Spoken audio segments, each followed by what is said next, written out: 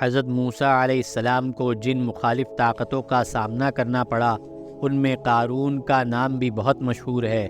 اللہ تعالیٰ نے اسے اس قدر مال و دولت عطا کی تھی کہ اس کے خزانے کی چابیاں بڑے بڑے طاقتور پہلوان مل کر اٹھانے میں تھک جاتے تھے۔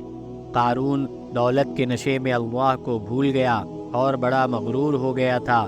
حضرت موسیٰ علیہ السلام نے اسے نصیحت فرمائی کہ تو تکبر نہ کر، اللہ تکبر کرنے والوں کو پسند نہیں کرتا، اور جو کچھ اللہ نے تجھے دیا ہے اسے اللہ کی مرضی میں خرچ کر کے اور زکوٰۃ ادا کر کے اپنی آخرت بنا اور زمین میں فساد نہ پھیلا۔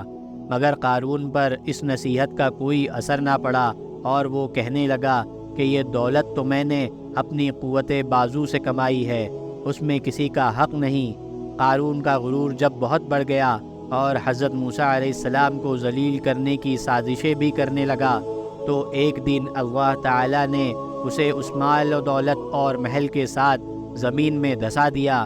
اللہ تعالیٰ کے اس عذاب سے اسے کوئی بچا نہ سکا۔ لوگوں نے اس کی اس افسوسناک موت سے سبق لیا اور اللہ کی طرف متوجہ ہو گئے۔